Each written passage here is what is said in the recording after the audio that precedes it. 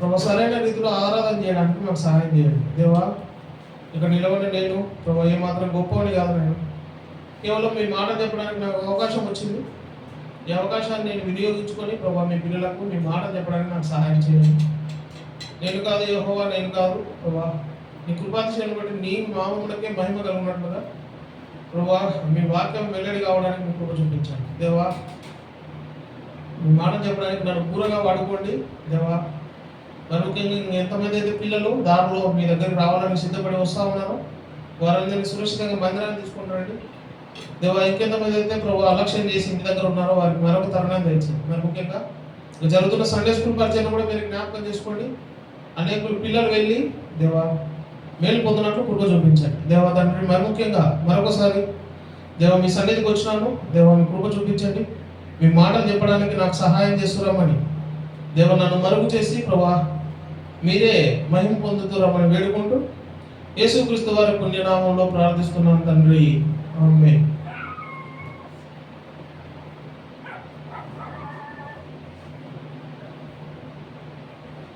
అంటే ఈ మాట మనందరికి బాగా తెలిసిన విషయం ఏంటది? దేవుడు ఆత్మ కనుక ఆయన ఆరాధించే వాళ్ళు ఆత్మతో సత్యంతో ఆరాధించాలంట. అయితే ఇన్ని సంవత్సరాలుగా మనం మందిరానికి ఆరాధించడానికి వస్తున్నాం కదా, ఇందులో మనం బాగా గమనించాల్సిన విషయం ఏంటంటే రెండు విషయాలు. తన్ను ఆరాధించు వారు ఎట్లా ఆరాధించాలా? ఆత్మతో సత్యముతో ఆరాధించాలి. ఆత్మ ప్లస్ సత్యం రెండు విషయాలు ఉన్నాయి కదా. అంటే రెండు విషయాలలో రెండు పనులు చేయడం కూడా మనకు కనపడతారు. అంటే తనను ఆరాధించే వాళ్ళు ఆత్మతో సత్యముతో ఆరాధించాలి అని ఎందుకు చెప్తున్నాడంటే ఆత్మతో సత్యముతో ఆరాధించని వాళ్ళు కూడా ఉంటారని అర్థం. అంతేనా? అంతేనా? ఉదాహరణకు మనకు బాగా అర్థం కావాలంటే ఇక్కడ నుంచి కర్నూలుకి వెళ్ళాలంటే బస్సులో కూడా వెళ్ళొచ్చు అంటే అర్థమైంది.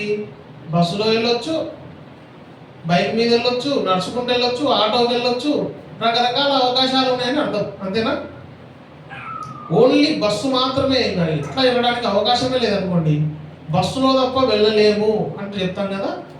ఇట్లనే ఈ మాటలోని అర్థాన్ని మనం ఆలోచన చేసినట్లయితే తను ఆరాధించువారు ఆత్మతో సత్యముతో ఆరాధించాలి అని దేవుడు ఎందుకు రాయించినాడంటే ఆత్మ లేకుండా సత్యం లేకుండా ఆరాధించేటోళ్ళు కూడా చాలా మంది ఉంటారు. ఎట్లా? డూప్లికేట్ ఆరాధన ఎప్పుడైనా విన్నారా మీరు? నేను చెప్తున్నా ఎట్లుంటుందో. ప్రభువా పోయిన వారం అంతా కాచి కాపాడినావు నాయన, ఎన్నో ఆపదల నుంచి, ఎన్నో ఇబ్బందుల నుంచి, ఎన్నో కష్టాల నుంచి నన్ను కాపాడినావు నాయన చేస్తున్నారు. పోయిన వారం అంతా వాడు ఇంట్లో నుంచి బయటికి వెళ్ళినాడు, వాడికి ఏం కష్టాలు ఉంటాయి? అంతే కదా. నిజంగా కష్టాలు పడి ఒక 400 కేజీల మూటలు మోసి వారం అంతా కష్టపడినాడు ఏమన్నా ఆరాధన చేయాలా? ప్రభువా గత వారం అంతా ఎంత కష్టపడినా సరే నన్ను నువ్వు ఏం కాకుండా కాపాడినావు, లావు మూటలు మోసినా సరే నా మెడలో ఊగిపోకుండా చేసినావు ప్రభు అని చేసి ఒక అర్థం ఉంటుంది.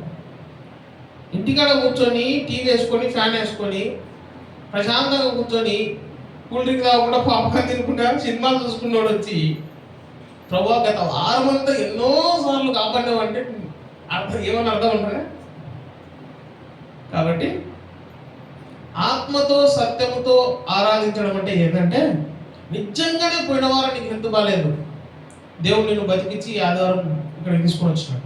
నిజంగానే నీ జీవితంలో పోయిన వారం అంతా ఎంతో కష్టపడాల్సి వచ్చింది, ఈ కుటుంబ పరిస్థితులను బట్టి, లేదంటే ఆరోగ్య పరిస్థితులను బట్టి, లేదంటే పక్కింటోళ్ళు ఎదురింటోళ్ళని బట్టి, లేదంటే నీ జీవితంలో ఏదో సందర్భం ఏదో ఒక రకంగా నువ్వు చాలా కష్టాలు పడితే అప్పుడు నువ్వు ప్రభువా గత వారం అంతా ఇన్ని కష్టాల నుంచి కాపాడినావు ఆయన అంటే బాగుంటుంది. కానీ ఏం కష్టం లేకుండా ప్రశాంతంగా ఉండి తిరుగుకుంటూ కూడా ప్రభువా నన్ను ఇన్ని కష్టాల నుంచి కాపాడినావు ఆయన అంటే ఎట్లా కరెక్ట్ అవుతుంది? అందుకే దేవుడు ఏమని అడుగుతాడంటే ఎవరైతే ఆరాధన చేస్తారో వాళ్ళు ఆత్మతో సత్యముతో ఆరాధించాలా. అయితే ఆత్మతో సత్యముతో ఆరాధించాలంటే మనుషునికి ఏముండాలా? ఆత్మ ఉండాలి కదా, సత్యం ఉండాలి కదా.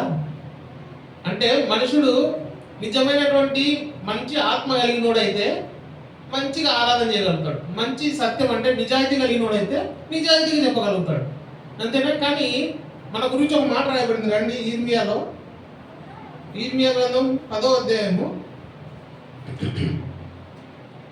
ఇర్మియా గ్రంథము 10వ అధ్యాయము 8వ వచనం.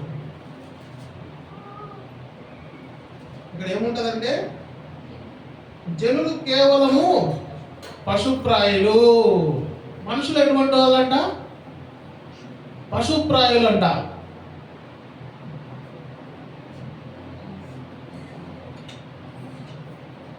పశుప్రాయులు అంటే అర్థమేంటి తెలుసా? మూర్ఖమైన స్వభావం కలిగిన వాళ్ళని అంటాం. ఒక మాటలో చెప్పాలంటే పశువులు ఏం చేస్తాయి? మీరు చూస్తూ ఉంటారు కదా. నేను ఆ మధ్య ఒక రాష్ట్రానికి వెళ్ళిన. పెద్ద కొండలు ఉంటాయి. ఆ కొండలు ఉండే రాష్ట్రంలో ఆ కొండగట్ల మీద గొర్రెలు మేత మేస్తా ఉంటాయి. మేత మేస్తా ఉంటే వాళ్ళ కాపరి ఏం చేస్తాడంటే, వందల గొర్రెలు ఉంటాయి కదా, వందల గొర్రెలను ఆయన ఒకటే దారిలో తీసుకోవాలంటే కష్టమవుతుంది. అందుకు ఆయన ఏం చేస్తాడంటే, ముందు ఉన్న ఒకటే ఒక గొర్రెను సరైన డైరెక్షన్లో తీసుకొని పోతుంటాడు. అంటే దాన్ని ఆయన ఇట్లా చేపట్టుకొని గుంజుకొని పోతా ఉంటే అది ఆయన అంటే వస్తూ ఉంటే ఆ గొర్రెను పట్టుకొని పోతున్నాడు కదా, ఆ గొర్రెను చూస్తాయి మిగతా 100. ఆ 100 గొర్రెలు ఏం చేస్తాయి తెలుసా? ఈ గొర్రె ఎక్కడ సైడ్ పోతున్నాయో అక్కడికి వెళ్ళే పోతాయి. ఆయన తీసుకుపోతుండేది మంచి మార్గమా చెడ్డ మార్గమా అనేది అది పట్టించుకో. మనిషి జీవితంలో కూడా పశుప్రాయులు అంటే ఏం జరిగిపోతుందంటే, మన స్వభావం ఎట్లుంటుందంటే, ఆదివారం వచ్చినప్పుడు దేవుడు అంటాం, ఆదివారం పోయిందంటే బయటకు పోయిన తర్వాత ఏదేదో పొరపాట్లు చేస్తాం, ఏదేదో తప్పులు చేస్తాం, అబద్ధాలు ఆడతాం, దొంగతనాలు చేస్తాం. పొలాల్లో పోయినప్పుడు పొలాల్లో దొంగతనాలు చేసుకుని వస్తాం. ఏదేదో మన జీవితానికి నష్టేయాలో చేసుకుంటాం. మళ్ళీ ఆదివారం వచ్చేసరికి నాకు ఏం కావాలని వస్తాం. మన దేవుడికి ఇవన్నీ తెలుసు కాబట్టి దేవుడు ఏమైనా రాపించాడంటే, మనుషులందరూ కేవలం పశుప్రాయులు. మన జీవితం అంతా ఎట్లయిపోయిందంటే, మన స్వభావము పొద్దున్న నుంచి సాయంత్రం వరకు ఒక రకంగా ఉంటుంది, సాయంత్రం నుంచి రాత్రి అంతా ఒక రకంగా ఉంటుంది, మళ్ళీ పొద్దున్నే తెల్లారిసరికి ఒక రకంగా ఉంటుంది. ఒక వ్యక్తి విషయంలోనేమో మంచి ప్రేమగా ఉంటాం, ఇంకొక వ్యక్తి విషయంలోనేమో వాడు బాగుపడకూడదని కోరుకుంటాం, ఇంకో వ్యక్తి విషయంలోనేమో వాడు అసలు నాకు అవసరం లేదనుకుంటాం. అలాగే రకరకాలైనటువంటి స్వభావాలు మన జీవితంలో ఉంటాయి. ఈ పశు స్వభావం కలిగినటువంటి వ్యక్తుల కోసం దేవుడు ఏం చేసినట్టు తెలుసా? రండి, మార్కు సువార్త, మార్కులో రాయబడుతూ వచ్చింది 11వ అధ్యాయము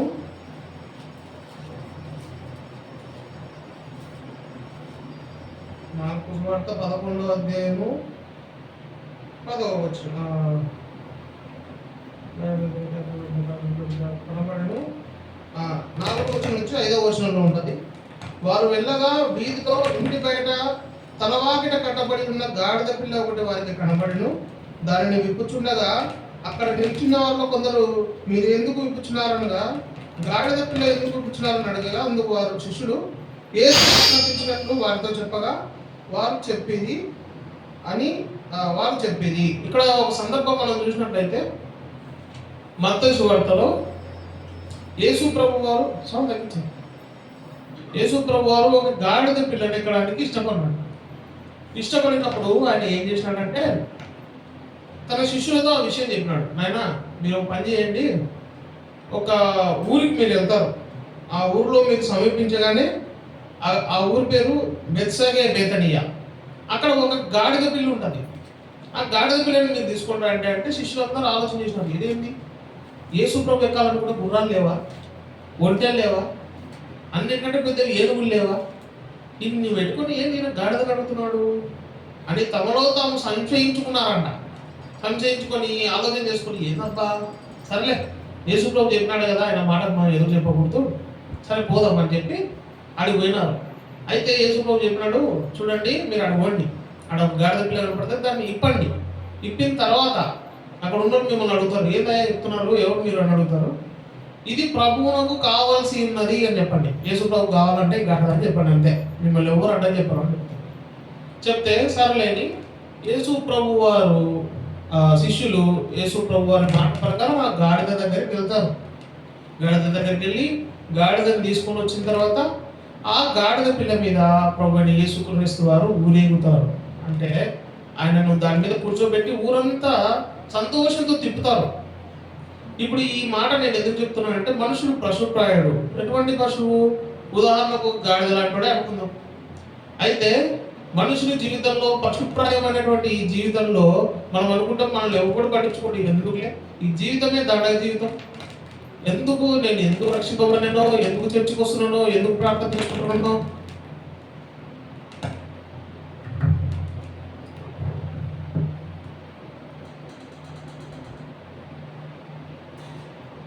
ఎందుకు ప్రార్థన చేసుకుంటామో, ఎందుకు బైబిల్ చదువుకుంటామో, ఏంటి ఈ జీవితం అని చాలా మంది అనుకుంటుంటారు కదా.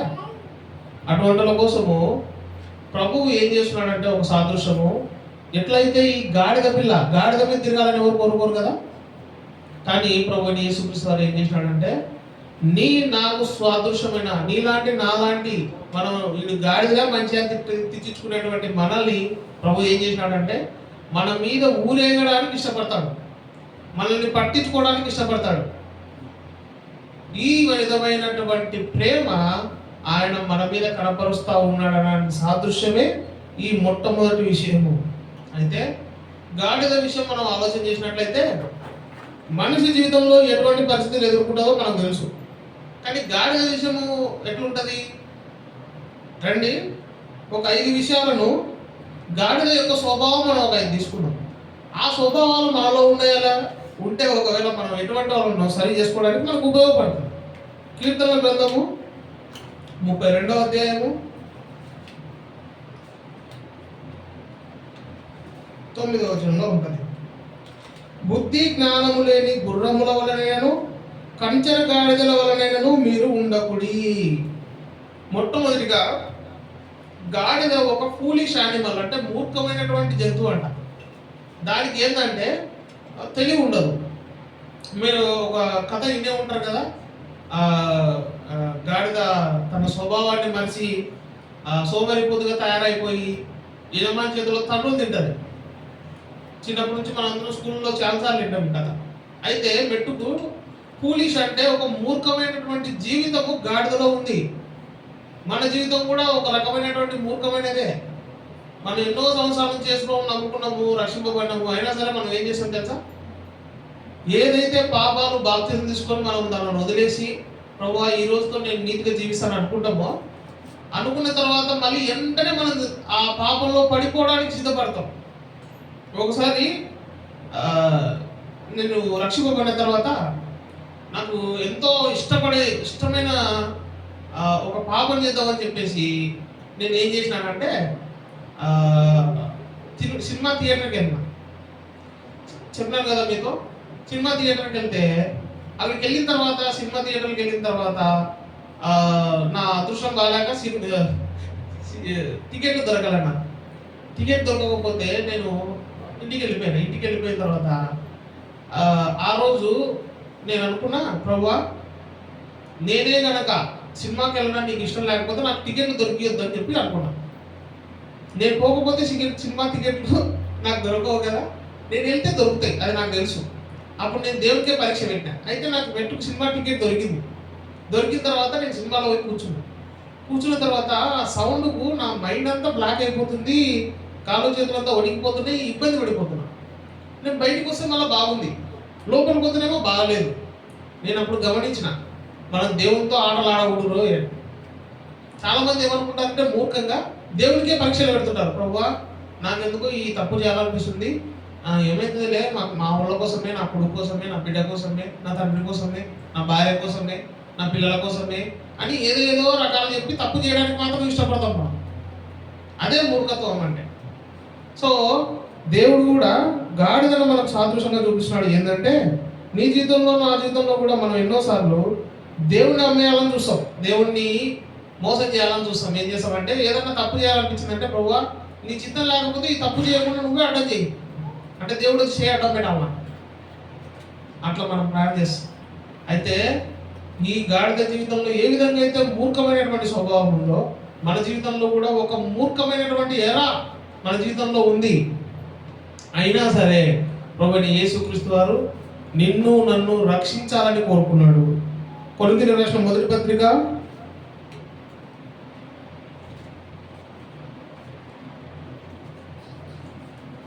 1వ అధ్యాయము 27-28 వచనాలు.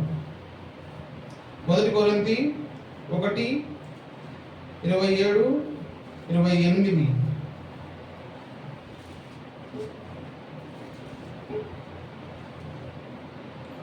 ఏ శరీరియు దేవుని ఎదుట అతిశయింపకున్నట్లు జ్ఞానులను సిగ్గుపరచుటకు లోకంలో నుండి వెర్రి వారిని దేవుడు ఏర్పరచుకొనెను. అయితే ప్రభు ఏమనుకున్నాడంటే, మన జీవితంలో మనము మంచి స్వభావం లేకపోయినప్పటికీ, మంచోళ్ళం కాకపోయినప్పటికీ ప్రభు ఏం కోరుకున్నాడంటే, నువ్వు చెడ్డవాడివైనా సరే, నువ్వు ఎందుకు ఉపయోగపడకపోయినా సరే, నీ జీవితంలో ఇంతకుముందు నువ్వు ఎట్లా తిరిగినావో అవన్నీ ఆయన పట్టించుకోవట్లేదు. ఆయన ఏం చేస్తున్నాడంటే, పాపులను రక్షించడానికి భూమి మీదకి వచ్చిన దేవుడు కాబట్టి ఆయన నీ దగ్గరికి నా దగ్గరికి వచ్చి చెడ్డవారిని రక్షించడానికి ఇష్టపడినటువంటి దేవుడు. మొట్టమొదటిగా మన జీవితం ఏంటంటే, మనం కూడా గాడిద లాంటి స్వభావం కలిగినటువంటి మూర్ఖమైనటువంటి స్థితిలో ఉన్న మనల్ని ప్రభు ఏం చేసినాడంటే, మనల్ని ఆయన ఏర్పాటు చేసుకొని తన రక్షణను మనకు అనుగ్రహించినాడు. కాబట్టి మనం ఏమన్నా ఆరాధించాలంటే, ప్రభువా మూర్ఖ స్వభావం కలిగిన నన్ను రక్షించి ఇంతవరకు నీ రక్షణకాలను నా జీవితంలో జరిగించినందుకు వందనాలు ప్రభువా అని మనం ఆరాధించవచ్చు. ఇది మొదటి విషయం. రెండో విషయము రండి, కొరింథీయులకు రాసిన పత్రిక 1వ అధ్యాయము 28-29 వచనాలు. అయితే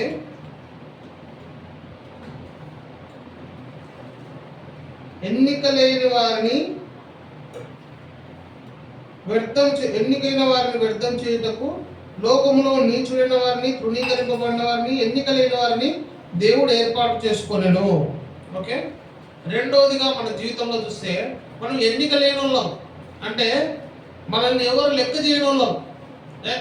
వీడెందుకు పనికిరాడు, వీంతో నాకెందుకులే, వీడెందుకు ఉపయోగపడాడు కదా, వీంతో నాకేం అవసరం ఉంది, ఇటువంటి వాళ్ళతో నాకు సహవాసమే వద్దు, ఇటువంటి వాళ్ళతో నేను మాట్లాడాల్సిన అవసరం లేదు, వీంతో నేను మాట్లాడితే నాకు ఉపయోగమే ఉంది అని చాలా మంది దూరం చేస్తూ ఉంటారు. అవునా? అయితే నేను ఒక విషయం చెప్తున్నా. నేను ఎంబీఏ చదువుకొని నేను ఒక ఉద్యోగం చేద్దామని ఒక కంపెనీలో జాయిన్ అయిన తర్వాత ఆ కంపెనీలో నాకు ట్రైనింగ్ ఇచ్చేదైనా ఒక ఆయన ఉన్నాడు. ఆయన ఏం చేసినాడు, నేను పోయి సార్ నమస్తే సార్ అని చెప్పి, నేను పేరు సార్, నా పేరు వినోద్ సార్, ఎవరు దగ్గర చెప్పు, ఏమేమి వస్తుంది చెప్పు సార్, నాకు ఏం రాదు, మీరు నేర్చుకున్నా సార్. ఆనందో సారే, మీరు ఆనందిస్తారు, ఏమన్నా తెలియదా కొంచెం కూడా, ఏం తెలుసు. ప్రతిరోజు ఏదో ఒక తిట్టు తిట్టేటోడు, ఏదో ఒక సతాయించేటోడు, ఆఫీస్కి వస్తే ఏం నేర్పించేటోడు కాదు, కానీ మీకు తిట్లు ఎక్కువ ఉండేవి. చూసేని ఎటు నేర్పించట్లేరా బాబు అనుకొని వేరే వాళ్ళ దగ్గర నేర్చుకుంటాడు. ఈయన నాకు మేనేజర్ అయితే ఇటువంటి వాళ్ళు ఇంకా వేరే వాళ్ళు ఉంటారు కదా, వాళ్ళ దగ్గరికి వెళ్ళి సార్ ఏమన్నా తెలిసి చెప్పండి సార్ నేర్చుకుంటాడు, వాళ్ళ దగ్గర నేర్పించుకుంటాడు. ఈయన అడిగితే ఇది చెప్పేటోడు కాదు. సరే అట్లా నేర్చుకున్నా ఒక సంవత్సరం అక్కడ పని చేసిన తర్వాత నేను అక్కడ నుంచి వేరే కంపెనీకి వెళ్ళిపోయాను. ప్రైవేట్ కంపెనీ కదా, మనము గవర్నమెంట్ ఉద్యోగం అయితే ఒకటే దాంట్లో ఉండాలి చచ్చేంతవరకు, ప్రైవేట్ అయితే కన్నా ఎప్పుడు దూరితే అప్పుడు మానేయచ్చు. అయితే నేను ఏం చేసిన, ఆ ఉద్యోగం మానేసి వేరే కంపెనీకి వెళ్ళిన. అప్పటి వరకు నేను నేర్చుకున్నట్టు కదా, ఇప్పుడు నాకు ఏం ఉద్యోగం వచ్చిందంటే వేరే కంపెనీలోనే ఈయనంత ఉద్యోగం వచ్చింది. నాకు ట్రైనింగ్ ఇచ్చినాడు కదా, ఆయనంత ఉద్యోగం వచ్చింది. ఆ కంపెనీలో పోయినా నేను ఇక్కడ నేర్చుకునేటువంటి అక్కడ చెప్పి అక్కడ మంచి ఉద్యోగం తెచ్చుకున్న తర్వాత అక్కడ ఒక సంవత్సరం పనిచేసిన తర్వాత మళ్ళీ నేను ఫస్ట్ చేసిన కంపెనీ వాళ్ళు నాకు ఫోన్ చేసినారు, బాబు వినోద్ ఇంతకుముందు మా కంపెనీలో పనిచేసినావు కదా, నువ్వు ఈ కంపెనీలో మంచి ఉద్యోగం చేస్తున్నావు కదా, మా కంపెనీకే మళ్ళీ తిరిగిరా, నీకు మంచి జీతం ఇస్తాము అని చెప్పినారు. సరే అని చెప్పినా అక్కడ నుంచి ఆ ఉద్యోగం అనేసి మళ్ళీ ఫస్ట్ చేసిన కంపెనీకి పోతే ఇప్పుడు నా కింద పనిచేసే వాళ్ళు ఉంటారు కదా, నా కింద పనిచేసే వాళ్ళు నాకు ఫస్ట్ ట్రైనింగ్ ఇచ్చినాడు కదా, ఆయన ఉన్నాడు. ఆయన నాకు ఇంటికి వచ్చినాడు. ఇప్పుడు మేమందరం నిలబడ్డాం. నిలబడితే అందరికి సార్ నమస్తే నమస్తే అని చెప్పుకుని పోతాడు. ఫస్ట్ రోజు పోయినప్పుడు అందరికి పరిచయం చేస్తారు. ఈయన పేరు పలానా, ఈయన పలానా చోట నిలబడతాడు. షాపుల్లో సూపర్ మార్కెట్, పెద్ద సూపర్ మార్కెట్లో మీరు చూసినారు కదా, వరుసగా ర్యాకులు ఉంటాయి కదా, ఇట్లా దాని ఒక్కొక్కరిగా ఒక ఇద్దరు పిల్లలు, ఆడపిల్లలు కానీ మగ పిల్లలు కానీ నిలబడి ఉంటారు. చూసినారు ఎప్పుడన్నా? వాళ్ళందరూ సేల్స్ మ్యాన్లు అంటారు. వాళ్ళందరికీ ఒక సూపర్వైజర్ ఉంటాడో తెలుసా? వాళ్ళకి నేను మేనేజర్. ఇప్పుడు ఇంతకుముందు నేను మార్కెట్లో పనిచేసిన, ఇట్లా ర్యాక్ల కానీ నిలబడి అందరికి అందించేటోడు. అయితే ఇప్పుడు మేనేజర్ అయిన తర్వాత అడిగిపోతే వచ్చినాడు ఈ మనిషి, వరుసగా నిలబడి నన్ను చూసినాడు. ఏమి వినోద్ ఇట్లా వచ్చినావు, బాగున్నావా అని అడిగినాడు. బాగున్నా నువ్వు బాగున్నా. ఇంటికి వచ్చినావు, నువ్వు జాబ్ కావాలన్నా, ఏమన్నా మాట్లాడమంటావా? వద్దులేనా, చూడు నా కింద 2 ఖాళీగానే ఉన్నాయి అన్నాడు. అవునా, ఖాళీ ఉన్నాయి, సరే అయితే ఒక అర్ధగంట అని చెప్పి పోయి అట్లా చుట్టూ తిరిగి అడిగి వచ్చిన తర్వాత మా మేనేజర్ నాకంటే పెద్ద ఆయన వచ్చి, నీ కింద పనిచేసుకోవాలని పరిచయం చేస్తా అన్నాడు. పోయినా పోతే ఆయన మైక్లో అనౌన్స్ చేసినాడు, all supervisors please assembly meeting area, meeting జరిగే స్థలానికి అందరు రాండి అని అడిగినాడు.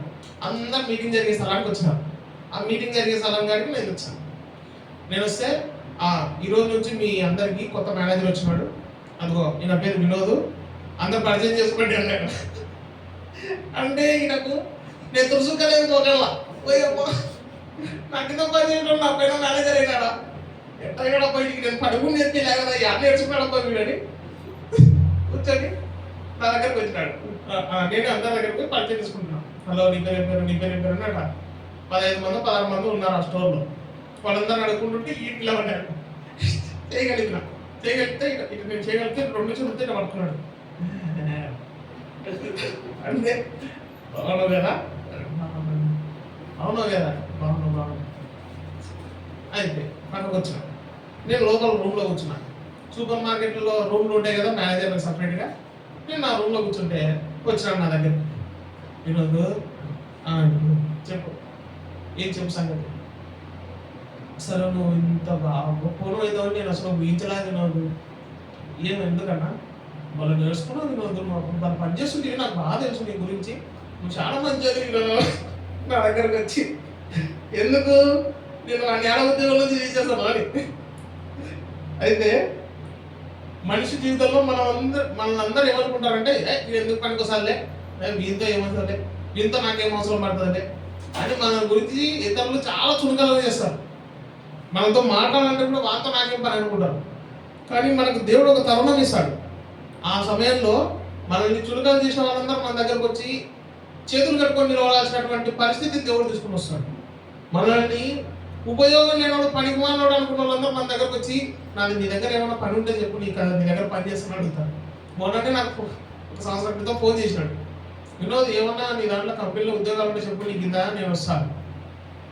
సో ఎన్నికలైనటువంటి పరిస్థితిలో ఉన్నాం మనల్ని ఎవడు చూస్తే ఈ కులం ఏంటి, వీడు కులం తక్కువడు, వీడు గుణం తక్కువడు, వీడు మంచోడు కాదని చెప్పి మన గురించి చెడ్డగా అనుకున్నట్టు ఉన్నటువంటి పరిస్థితుల్లో ఉన్నట్టు మనల్ని దేవుడు ఏం చేసినాడంటే మన జీవితంలో రక్షణ ఇచ్చి, మన జీవితంలో ఒక పద్ధతి ఇచ్చి, ఏం పద్ధతి, మనకంటూ ఒక ఇల్లు, మనకంటూ ఒక కుటుంబం, మనకంటూ ఒక వ్యవస్థ, మనకంటూ ఒక మంచి పేరు, ఇవన్నీ మన జీవితంలో దేవుడు అనుగ్రహించినాడు కదా.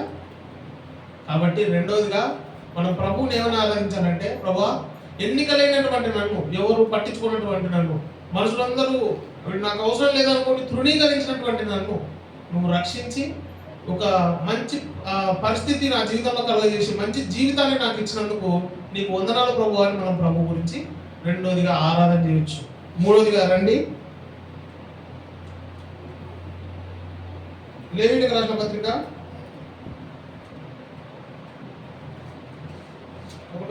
11వ అధ్యాయము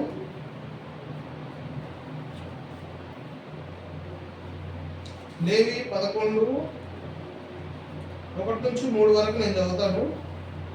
అపవిత్రమైన జంతువులు ఏమంటే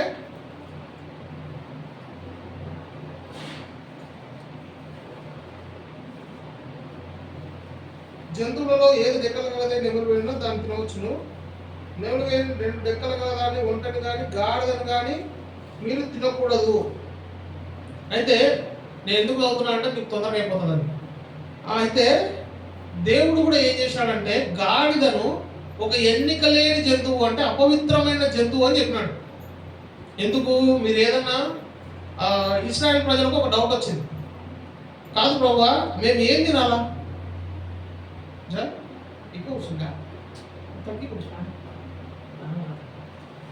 మేము ఏం తినాలి, ఇన్ని జంతువులు ఉన్నాయి, ఇన్ని పక్షులు ఉన్నాయి, ఇన్ని ఉన్నాయి కదా, మేము ఏం తినాలి ప్రభువా అని వాళ్ళకి డౌట్ వచ్చి మోషేని అడుగుతారు. ఏం తినాలి మోషే? అప్పుడు దేవుడు మోషేకి చెప్తాడు, మీరు ఏదన్నా తినొచ్చు కానీ అపవిత్రమైన జంతువులు తినొద్దు. అంటే ఏంది అపవిత్రమైన జంతువు అంటే గాడిద అని చెప్తాడు.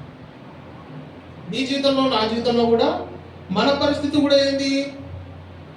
యేసు ప్రభువుని నమ్ముకోకముందు మన పరిస్థితి ఏంది? మనం పవిత్రంగా జీవించినమా, నీతిగా జీవించినమా, మంచిగా జీవించినమా? మన జీవితంలో కూడా ఎన్నో అపవిత్రమైన పరిస్థితులు ఉన్నాయి. ఎన్నో చేయకూడని పనులు మనం చేసుకుంటూ వచ్చినాం, చెప్పకూడని మాటలు మనం చెప్పుకుంటూ వచ్చినాం, మాట్లాడకూడని మాటలు మనం మాట్లాడుతూ వచ్చినాం, మన శరీరాన్ని అపవిత్రపరుచుకున్నాం. వ్యభిచారము, కామాతురత, మోసము, తప్పు, అబద్ధము, రకరకాలైనటువంటి వాటి ద్వారా యేసు ప్రభువుని నమ్ముకోకముందు మనందరం చనిపోయినలోనే. ఏ విధంగా అయితే అపవిత్రమైనటువంటి బ్రతికిన వాళ్ళము అయితే ప్రభువు మన అపవిత్రతను బట్టి మనల్ని తృణీకరించలే. మనం చెడ్డోళ్ళమని ఆయన మీరు చెడ్డోడు, మీరు నాకు అవసరం లేదనుకోని మనల్ని పక్కన పెట్టేలే. మనం చెడ్డవారమైనప్పటికీ ప్రభు ఏం చేసినాడంట? మనల్ని ప్రేమిస్తూ వచ్చినాడంట. దావీదు ఒక మంచి మాట అంటాడు, కీర్తన గ్రంథం 51వ అధ్యాయం 5వ వచనంలో. కీర్తన గ్రంథము 51వ అధ్యాయము 5వ వచనం. నేను పాపములో పుట్టినవాడను, పాపములో నా తల్లి నన్ను గర్భములో ధరించెను. మనిషి జీవితం ఏంటంటే పుట్టుకతోనే అపవిత్రమైన జీవితం. అయితే మన జీవితంలో మనం ఎంతో అపవిత్రమైనప్పటికీ, మనం ఎంత తృణీకరించబడిన వాళ్ళమైనప్పటికీ, ఎంత ఉపయోగం లేని వాళ్ళమైనప్పటికీ ప్రభు ఏం చేసినాడంటే నిన్ను నన్ను ప్రేమిస్తూ వచ్చినాడు. నేను ఒక సందర్భాన్ని చాలా దగ్గర నుంచి చూసిన. ఒక ఆయన వాళ్ళ కొడుకుని ఎంత ప్రేమించేటోడు అంటే చిన్నప్పటి నుంచి ప్రేమగా చూసుకుంటాడు. ఆయనకి ఏమడిగితే కొనిచ్చేటోడు. సైకిల్, మేమందరము సైకిల్ అంటే ఏదో తెలియని కాలంలోనే వాళ్ళకి ఆయన సైకిల్ కొనిచ్చినాడు. అంత ప్రేమగా చూసుకుంటాడు. గుండెల మీద అడుగులు వేయించుకునేటోడు, భుజాల మీద ఎత్తుకొని తినేటోడు, అంత ప్రేమగా చూపిస్తాడు. ఏం జరిగిందంటే వాళ్ళ నాయన వాడికి పెళ్లి చేసినాడు. పెళ్లి చేసిన తర్వాత ఏం జరిగిందంటే వాళ్ళ డాడీకి కొంచెం వృద్ధాప్యం వచ్చింది. వృద్ధాప్యం వస్తే ఏం చేసినట్టు తెలుసా? వాళ్ళ నాయనను తీసుకుపోయి ఒక వృద్ధాశ్రమంలో ఆడ దించి జాయిన్ చేసి వచ్చినాడు. మేమందరము అనుకునేటోళ్ళము, అబ్బా వీళ్ళ డాడీకి వీడు ఎంత ప్రేమ, అబ్బా ఇటువంటి ప్రేమ మా నాయన మమ్మల్ని ప్రేమించాడే, మమ్మల్ని ప్రేమించేటోళ్ళు లేరే అనుకొని కుళ్ళుకునేటోళ్ళం మేము. అంత ప్రేమ చూపించేటోడు వాడు వాళ్ళ నాయన మీద. చిన్నప్పటి నుంచి ఆయన లేకపోతే నిద్రపోయేటోడు కాదు. రాత్రి వాళ్ళ నాయన పక్కనే పడుకునేటోడు. వాళ్ళ అమ్మ వాళ్ళ నాయన పక్కన వనకాల, వాళ్ళ ఇక్కడ పాలు తాగి ఇక్కడ వనకాల వాళ్ళ నాయన చేసి అంత ప్రేమ వాడికి కూడా. ఇది చూసి తండ్రి కొడుకులు అంటే వీళ్ళిద్దరే ఏమన్నా ప్రేమ అని అనుకుంటున్నాడు. వాడికి ఒక వయసు వచ్చింది, పెళ్లి చేసినాడు. పెళ్లి చేసిన తర్వాత కరెక్ట్ 6 నెలలో 7 నెలలో ఉన్నాడు. తండ్రిని పోయి సైలెంట్గా వృద్ధాశ్రమంలో జాయిన్ చేసి చూస్తున్నాడు. జాయిన్ చేసి వచ్చిన తర్వాత ఒక సందర్భం వచ్చింది. ఎప్పుడు నాకు ఆ చుట్టుపక్కల వృద్ధాశ్రమం చుట్టుపక్కల కనపడినాడు. కనపడితే నేను బండి ఆపి ఏమంకులు బాగున్నావు అని అడిగినా. ఎవరినైనా అంటే నేను వినోద్ అంకుల్. బాగున్నావా అంటే బాగున్నా కొడుక, నువ్వు బాగున్నావు అంటే బాగున్నా అంకుల్. ఏం నువ్వు ఇంటికి పోతున్నావా? రా ఎక్కువ బండి అంటే ఇంటికి కాదు నాయన. ఎందుకు అంకుల్? నా కొడుకు ఇక్కడ జాయిన్ చేసినాను నాయన. అదేంది అంకుల్? ఏమన్నా జాయిన్ చేసినాడు నేను అంటే ఈ వృద్ధాశ్రమంలో జాయిన్ చేసినాడు. ఏమైంది అంకుల్? వాడు నువ్వు లేకపోతే నిద్రపోయేటోడు కాదు, నువ్వు పెడితేనే అన్నం తినేటోడు. 10వ తరగతి ఇంటర్కి వచ్చినా సరే వాళ్ళ నాయన పక్కనే నిద్రపోయేటోడు. అంత ప్రేమ మీ ఇద్దరు. వాడికి ఎందుకంటే జాయిన్ చేసినాడు అనుకున్నాడంటే ఆయన చెప్పినాడు, వాళ్ళ భార్య వచ్చిన తర్వాత కరెక్ట్ ఏం చెప్పిందేమో 6 నెలలకు తెచ్చి నన్ను ఇక్కడ వాడేసినాడు ఆయన. మన జీవితంలో పుట్టుకతోటే మన జీవితంలో మనం ఎంతో నీతివంతులైనా సరే ఎండ్ ఆఫ్ ద డే మన జీవితంలో ఎన్ని పొరపాట్లు చేస్తామో మనమే ఊహించలేము. మనిషి ఎటువంటి స్వభావం కలిగినాడు అంటే పాప స్వభావం కలిగినాడు. వాడు పుట్టుకతోటే పాపి. అది పాపం ఎప్పుడు బయటపడుతుంది? పాపం పరిపక్వమైనప్పుడు బయటపడతారు. అయితే నీ జీవితంలో నా జీవితంలో దేవుడు ఏం చేస్తూ వచ్చినాడంటే మనకు అటువంటి దుస్థితి లేకుండా మనందరం సంతోషంగా మన ఇళ్లలో మనకు నచ్చినట్లుగా మనం జీవించి ఆదివారం మనకు నచ్చినట్లుగా మనం ఇక్కడ మీటింగ్కి వచ్చి ఇట్లా కూర్చొని ప్రార్థన చేసుకోవడానికి మనకు అవకాశం దొరికిందంటే మనం ఎంత అదృష్టవంతులం తెలుసా. నాకు తెలిసిన ఒక స్నేహితుడు ఖతర్లో ఉన్నాడు. ఇప్పుడు యుద్ధాలు జరుగుతున్నాయి కదా, యుద్ధాలు జరుగుతున్న ఊర్లో ఫేస్బుక్లో వీడియో కాల్ చేసినాడు. వీడియో కాల్ చేస్తే వాడి వెనకాల బాబులు రాకెట్లు పోతున్నాయి. దీపావళికి వేసుకుంటాం కదా మనం, అట్లా పోతున్నాయి. చూడరా మా జీవితం ఎట్టయిపోయిందో, ఎప్పుడు చూసామో ఎప్పుడు బతుకుతామో తెలియకుంటుందిరా, యా బాంబు వచ్చి మా మీద పడతామో తెలియకుంటుందిరా. మీరందరూ భారతదేశంలో ఎంత సంతోషంగా ఉన్నారా. సో వాళ్ళతో పోల్చుకుంటే మన అదృష్టవంతులం కదా. అయితే మూడోదిగా గుర్తుపెట్టుకోండి, పాపంలో పుట్టినటువంటి మనల్ని, పాపిగా పుట్టినటువంటి మనల్ని, పాప స్వభావంతో పుట్టినటువంటి మనల్ని ప్రభు అయిన యేసుక్రీస్తు వారు ఏం చేస్తూ వచ్చినారంటే నీతిమంతులుగా చేస్తూ వచ్చినాడు. నాలుగోదిగా చివరిగా రండి, మార్కు సువార్త 11వ అధ్యాయము 2వ వచనం. కట్టబడి ఉన్నటువంటి గాడిద పిల్ల అని మాట ఉంటుంది. మార్కు సువార్త 11:2.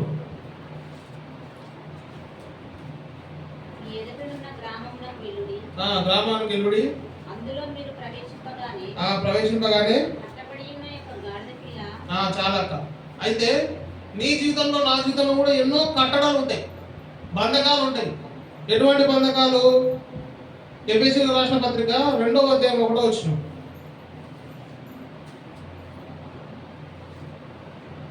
ఎఫెసీ 2:1.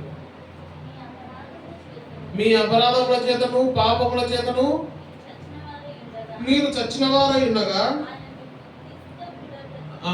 మన జీవితం ఎటువంటి జీవితం అంటే అపరాధాలు పాపాలు అనేటువంటి బంధకాలు మన జీవితంలో ఉన్నాయి. ఇంకోటి ఏంది? ప్రకటన గ్రంథం 3వ అధ్యాయం 1వ వచనం. ప్రకటన గ్రంథం 3వ అధ్యాయం 1వ వచనం.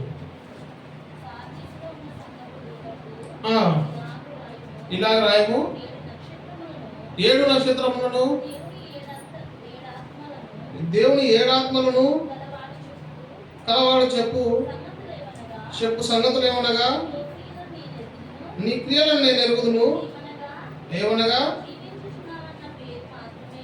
జీవించుతున్నావన్న పేరు ఒక్కటే ఉంది కానీ చాలక్క. మనిషి జీవితంలో మనము కొన్ని బంధకాల్లో ఉన్నాం. ఏ బంధకం అంటే ఏమన్నా చర్చికి రాలేదంటే ఆడన్నా రానియరన్నా పిల్లలు అని పిల్లల మీదకి సరిపోతామని. ఏమన్నా చర్చికి రాలేదండి ఆడన్నా ఇంటికాడ ఒకటే పని అన్నా అని పని మీద వేస్తారు. ఏం చేస్తాడు? కానీ సాధారణంగా మధ్యాహ్నం వచ్చేది ఏదో ఒక సీరియల్ చూసుకుంటూ సినిమా చూసుకుంటున్నావు, ప్రశాంతంగా ఇంటికాడ గడుపుతాడు. ఏమన్నా పలానా పని చేయలేదు అంటే ఆడైతుందన్నా అంట. అంటే దేవుని విషయానికి వచ్చేసరికి మనం ఏం చేస్తామంటే ఎన్నో కట్టడాలు పెట్టుకుంటాం. మందిరానికి రావాలంటే కట్టడ, ప్రార్థన చేసుకోవాలంటే కట్టడ. సగలంతా ఎంత పని చేసుకున్నా రాత్రి ఒక 5 నిమిషాలు ప్రార్థన చేసుకోవడానికి మనకి ఏమనిపిస్తుంది అంటే అబ్బా ఇంత కష్టపడినా కదా, ఇంత ప్రయాసపడినా ఏం ప్రార్థన చేసుకుంటాంలే, వద్దు కానీ పడుకుందాం కానీ పొద్దున్న చేసుకుందాంలే అనుకుంటాం. అబ్బా ఇంత కష్టం నా జీవితంలోనే ఉందే అనుకుంటాం. కానీ దేవుని విషయానికి వచ్చేసరికి మనం ఎంత సునాయాసంగా తీసేస్తామంటే అంత సునాయాసంగా తీసేస్తాం. ఇటువంటి కట్టడం మన జీవితంలో ఉంటాయి. కుటుంబం ద్వారా కానీ, పరిస్థితుల ద్వారా కానీ, లేకుంటే ఏదో రకరకాల కారణాలు చెప్పి కానీ మనం దేవుని ఎంతో నిర్లక్ష్యం చేస్తూ ఉంటాం. అందుకే కట్టబడి ఉన్నటువంటి గాడిద పిల్ల అనే మాట మనం చూసినాం. మన జీవితంలో కూడా ఎన్నో కట్టడలు, దేవుని దగ్గరకు వచ్చేసరికే ఎన్నో కట్టడలు. ఇటువంటి వాటన్నిటి ద్వారా మనం ఏమైపోతున్నామంటే దేవునికి దూరం అయిపోతున్నాం. మన జీవితంలో ఎటువంటి కట్టడం అంటే పాపపు కట్టడతోటి మనము దేవుడికి దూరంగా వెళ్ళిపోతున్నటువంటి వారము. ఇంతకుముందు మనం మంచిగా ఉండటంలోనే, ఇంతకుముందు మనం ఆత్మీయంగా ఉండటంలోనే, ఇంతకుముందు ప్రభు అంటే భయం ఉండటంలోనే. కానీ మనం ఏం చేస్తామంటే రాను రాను రాను రాను రాను రాను ప్రభువుని దూరం పెట్టుకుంటా సినిమాలకు, సీరియళ్లకు, టీవీలకు, సెల్లులకు అన్నిటికీ టైం ఇస్తాం. కానీ దేవునికి టైం ఇవ్వాలంటే మనకు టైం దొరకదు.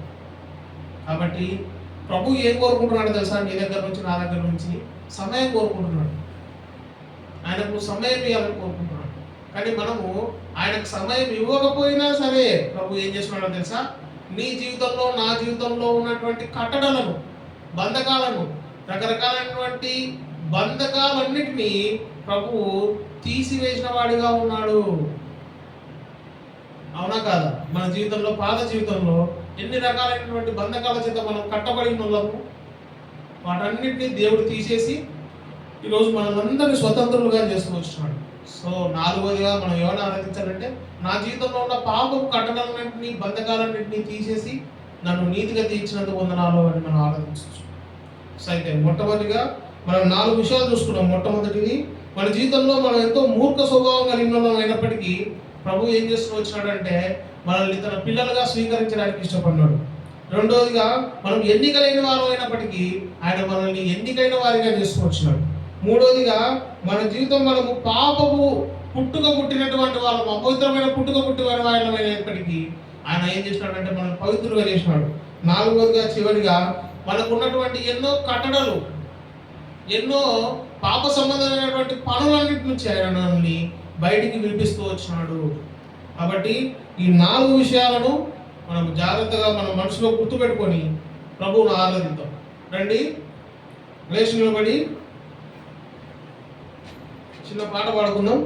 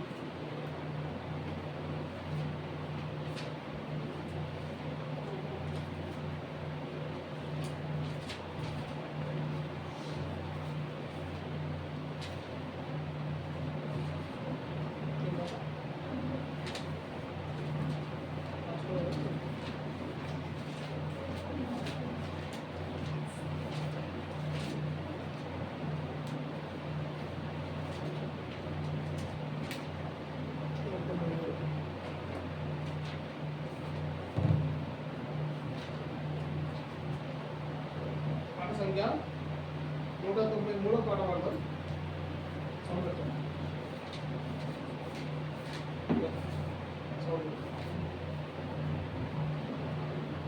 తంబుర సితారతో మా ప్రభుని ఆరాధించెదము. తంబుర సితారతో మా ప్రభుని ఆరాధించెదము. తన నివాసముగా మమ్ము సృష్టించిన, తన నివాసముగా మమ్ము సృష్టించిన నాదుని పొగడెదము. గానము చేసెదము, నాదుని పొగడెదము. గానము చేసెదము.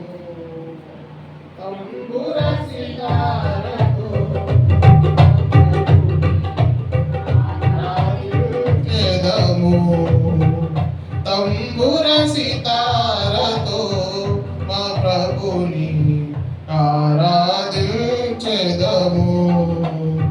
పాపము నుండి, చీకటి నుండి ఆశ్చర్యకరమగు వెలుగులో నడిపి, పాపము నుండి, చీకటి నుండి ఆశ్చర్యకరమగు వెలుగులో నడిపి, తన ఆలయముగా చేసిన ప్రభుకు, తన ఆలయముగా చేసిన ప్రభుకు స్తుతి మహిమ ఘనత సియోనులో అర్పించెదమెప్పుడు.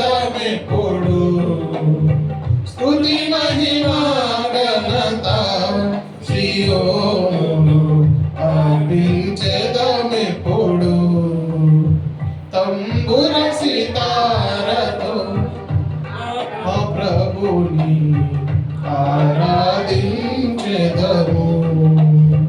తంబుర సితారతో మా కూర్చోండి, అందరూ కూర్చోండి.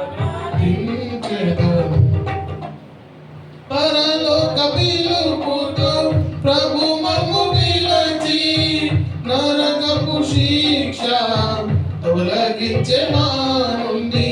పరలోక పిలుపుతో ప్రభు మమ్ము పిలిచి నరకపు శిక్ష తొలగించే మా నుండి. పరిశుద్ధులతో మమ్ము చేర్చిన ప్రభు, పరిశుద్ధులతో మమ్ము చేర్చిన ప్రభు నిర్మించెను ఇలలో గృహముగా తన ఆత్మ ద్వారా.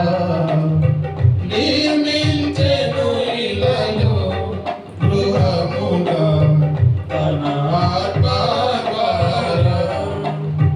తంబుర సితారతో మా ప్రభుని ఆరాధించెదము. తంబుర సితారతో నా ప్రభుని ఆరాధించెదము. మన్నైనాది వెనుకటి వలనే మరలా భూమికి తప్పక చేరును. మన్నైనాది వెనుకటి వలనే మరలా భూమికి తప్పక చేరును. మానవ సంపద కీర్తి మహిమలు, మానవ సంపద కీర్తి మహిమలు గతించిపోవునిలా. సియోను మరువకు నీ ప్రభుని, గతించిపోవునిలా. సియోను మరువకు నీ ప్రభుని. తంబుర సితారతో మా ప్రభుని ఆరాధించెదము. తంబుర సితారతో మా ప్రభుని ఆరాధించెదము.